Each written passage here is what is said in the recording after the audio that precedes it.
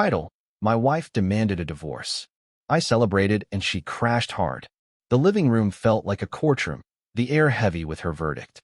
Nerys stood by the window, her arms crossed, her auburn hair catching the fading October light. I want a divorce, Soren, she said, her voice sharp, each word a deliberate cut. Her eyes, cold and unyielding, met mine, daring me to argue. I sat on the couch, my hands clasped to hide their trembling, and felt an unexpected wave of relief crash over me. After years of her cruelty, her affairs, her endless demands, she was setting me free. I should have been devastated, but I was overjoyed. I'm Soren, by the way, not the kind of man who commands attention, average build, quiet demeanor, with a heart that feels too much. Nerys called me pathetic, her favorite weapon, delivered with a smirk that made me shrink. I'd loved her once, back when her ambition felt like a flame we'd share, when her laughter warmed me. But that was years ago. Now, she was a storm, and I was the wreckage, clinging to a marriage that had long since drowned. Her affairs, barely hidden, flaunted at her gallery openings, were just the start. It was her words, her contempt, that broke me. I'm done pretending, she continued, pacing now, her heels clicking on the hardwood. You're not enough, Soren. You never were. The words stung, but they weren't new. She'd said them before, when I'd ask about her late nights, her locked phone, the cologne on her scarf that wasn't mine. You're paranoid, she'd snap, rolling her eyes, and I'd back down, afraid of losing her. But now, as she demanded a divorce, I saw it for what it was, escape. I nodded, my voice steady despite the ache. Okay, Nerys, if that's what you want. Her eyes narrowed, surprise flickering before her mask snapped back. You're not even going to fight?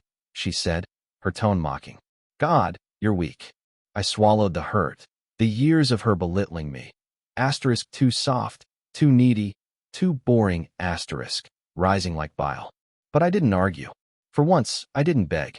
I stood, my knees shaky, and said, I'll call a lawyer. Her laugh was sharp, cutting. Good luck surviving without me, she said, turning away, already dismissing me.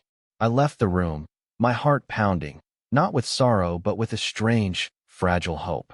Upstairs, I packed a bag, clothes, my journal, a few books, my hands moving on instinct. I texted Amos, my oldest friend, the one who'd always seen through Nerys' charm. Asterisk she wants a divorce. I'm coming over. Asterisk his reply was instant. Asterisk about damn time, Soren. Crash here. Asterisk I grabbed my keys and walked out, the door clicking shut behind me.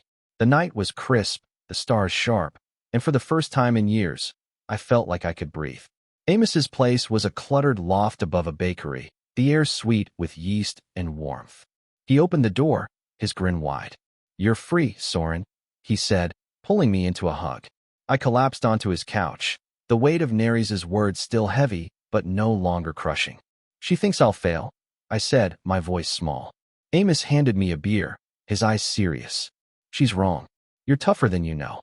I wanted to believe him, but doubt lingered. Nerys had shaped me, her cruelty a mirror I'd trusted. Without her, who was I? I opened my journal, its pages filled with thoughts I'd hidden from her scorn. I wrote, asterisk she's gone. I'm not nothing. Asterisk the words felt foreign, but they sparked something, a determination to prove her wrong, not for her, but for me. Nerys thought she'd won, casting me aside like trash. But as I sat there, Amos's laughter filling the room, I realized her divorce demand was my chance. She'd expected me to crumble, to beg her to stay. Instead, I'd walked away, and that was the first victory. The road ahead was uncertain, but it was mine, and I'd fight for it, step by trembling step, while Nerys faced the consequences of losing the one person who'd endured her longest. The bakery's warm scent drifted up to Amos's loft, mingling with the bitter edge of my coffee as I sat on his couch, the morning light soft through the windows. Nerys' words, asterisk you're not enough, Soren asterisk, still echoed, but their sting was dulled by the strange joy of her divorce demand.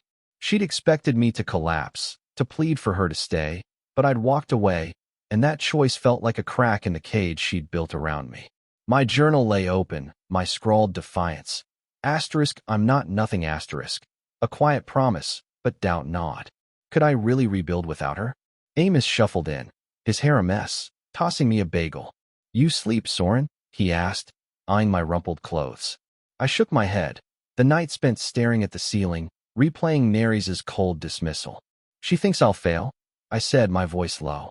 Amos snorted, sitting across from me. "She's projecting. Nerys needs you to fail so she can feel big. Don't let her." His words landed hard, a truth I'd dodged for years. Nerys' affairs, her insults, pathetic, weak, boring weren't about me. They were about her need to control, to keep me small. My phone buzzed, her name flashing. A text, "You left? Really, Soren? We need to settle this." My stomach twisted. Settle. She meant dictate, her way of pulling me back into her orbit. I showed Amos, who rolled his eyes. "Ignore her, man. She's panicking because you didn't beg." I silenced the phone, my hands shaky, but the act felt like defiance. I'd spent years chasing her approval, enduring her late nights, her locked phone, the way she'd laugh when I asked about the men at her events. "You're so insecure," she'd say, and I'd believe her, hating myself for caring. I needed to move, to anchor myself. I walked to the library where I worked, its quiet stacks a refuge. My coworker, Lila, was shelving books, her smile warm but curious. "You okay, Soren?" she asked, sensing my strain. I hesitated, then spilled it. Nerys' divorce demand, my escape, the relief mixed with fear. Lila listened, her eyes kind. "You're not weak for leaving," she said. That took guts. Her words, like Amos's, were a lifeline, reminding me I wasn't the failure Nerys claimed. I spent the day cataloging books, the routine soothing. Between tasks, I wrote in my journal. "Her lies don't own me." The words felt truer, bolstered by Lila's faith, Amos's support. But the practical loomed. Nerys controlled our finances, the house, everything I'd let her take. My library job paid little, and I had no plan, just a bag and a friend's couch. I pictured her in our living room, furious at my absence, maybe with her latest lover, plotting to punish me. Her control was slipping, and that made her dangerous. My phone buzzed again at lunch, a voicemail from Nerys. I played it, my heart racing.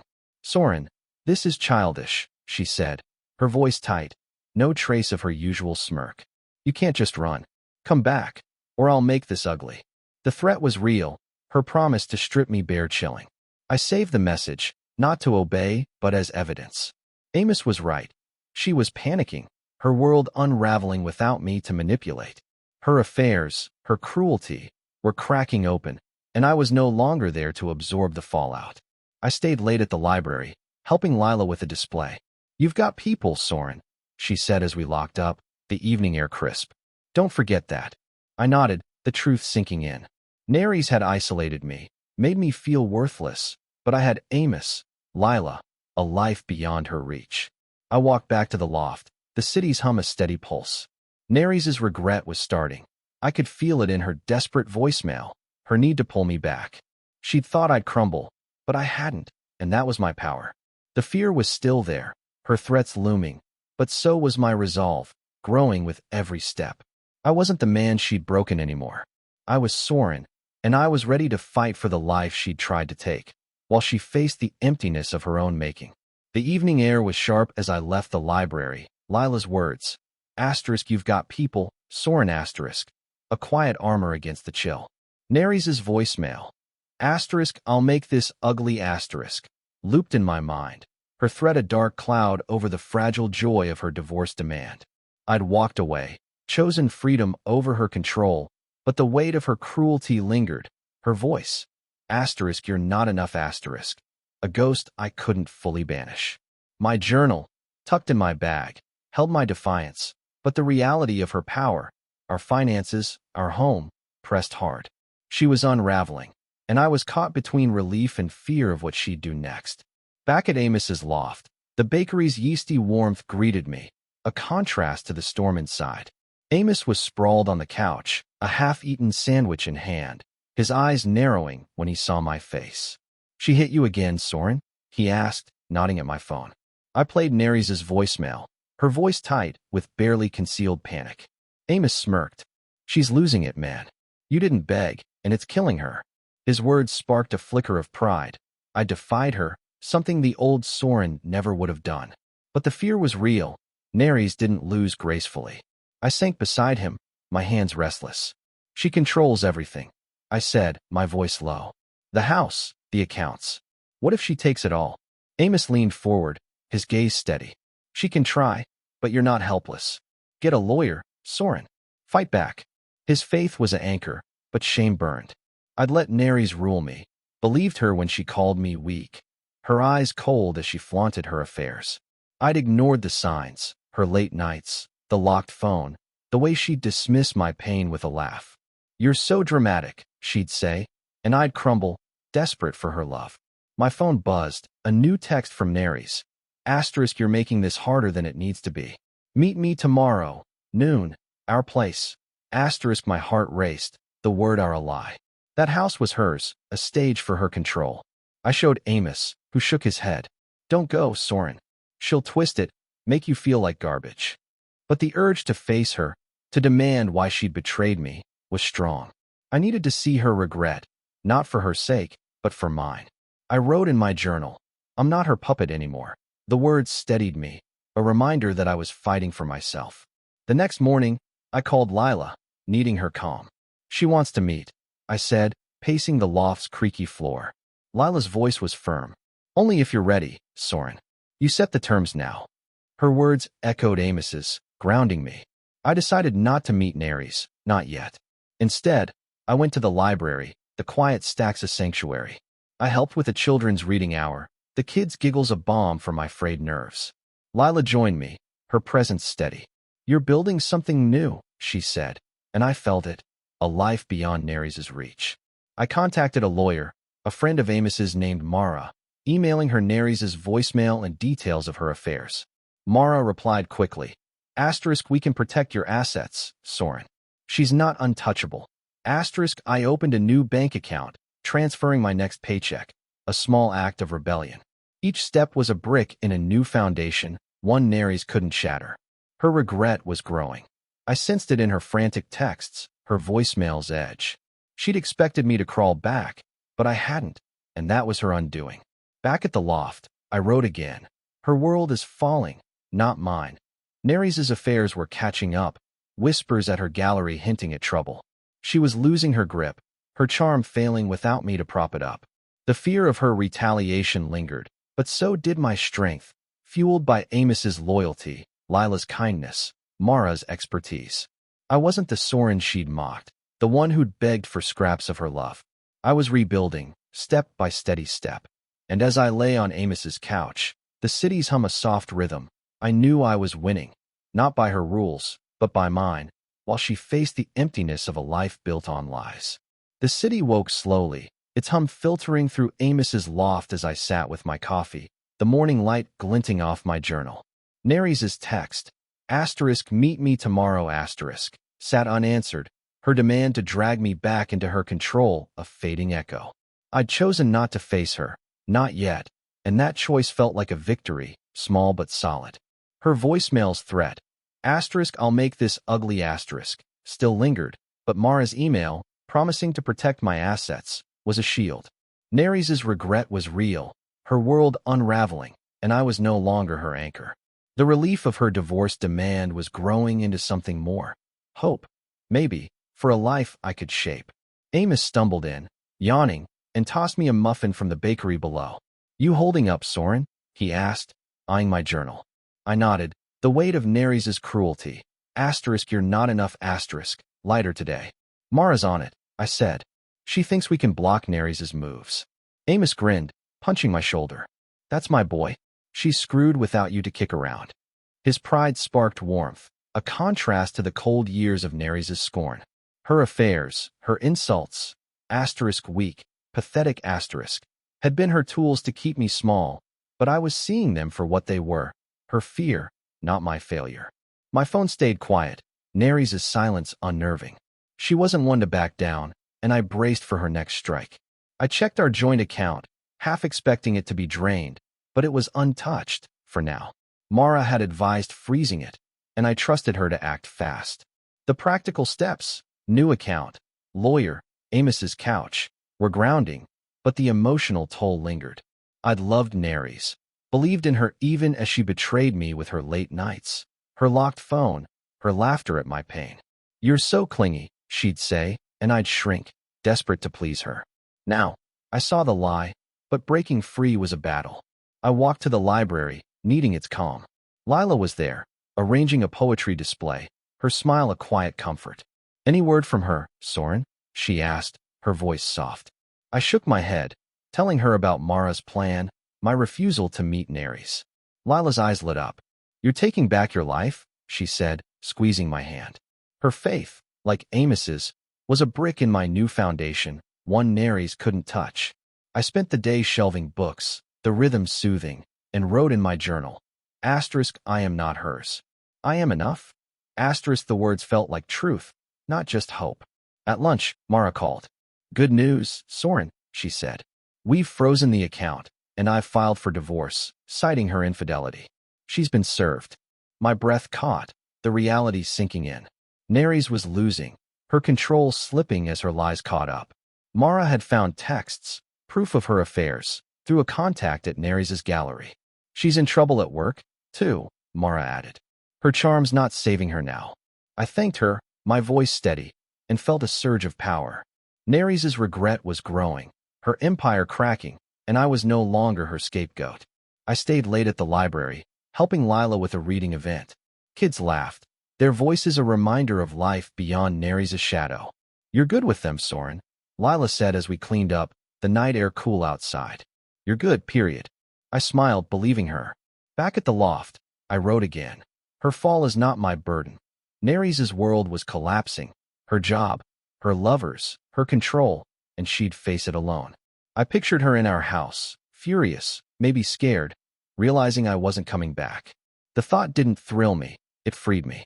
Amos was out, the loft quiet as I lay on the couch. The fear of Nerys' retaliation was fading, replaced by a quiet strength.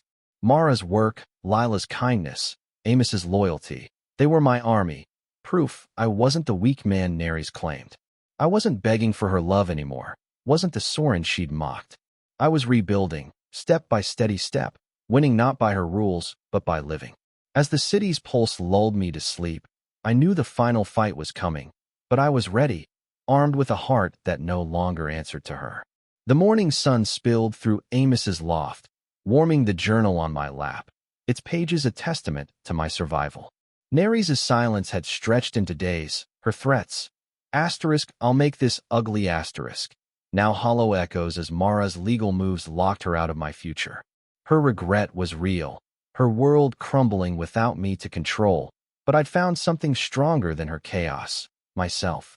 I'd walked away from her divorce demand, not in defeat but in triumph, and today, I'd cement that victory, building a life she couldn't touch. Soren, the man she'd called pathetic, was gone, replaced by someone new, someone whole. Mara called early, her voice bright. "It's done, Soren," she said. "The divorce is filed, assets protected, and Nerys' firm suspended her.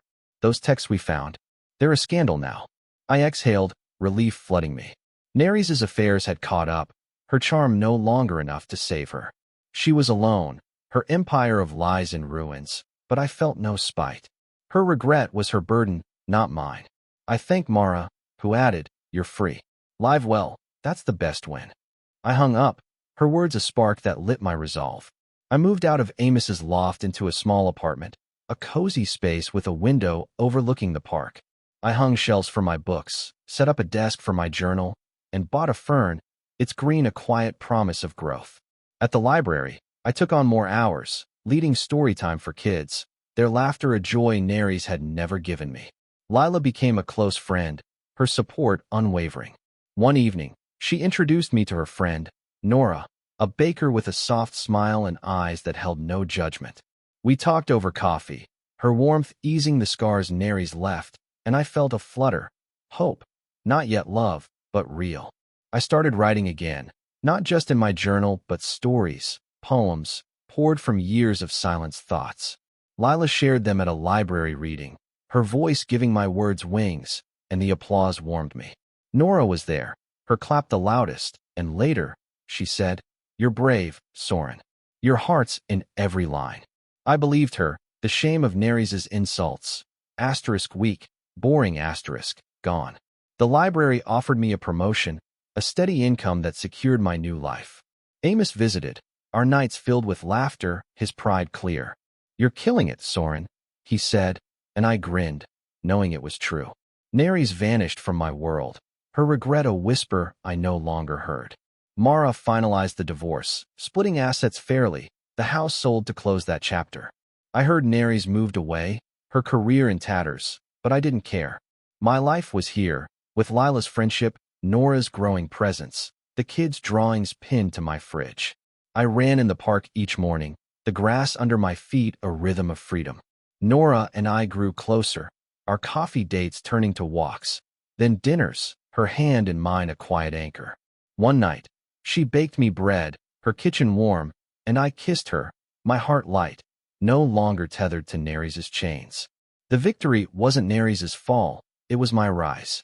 I wasn't the man who'd begged for her love, who'd believed her lies. You're not enough star. I was Soren, a writer, a friend, a man who felt deeply and owned it. Happiness was simple, Nora's laugh, Lila's hugs, Amos's bad puns, my story shared with a room that listened.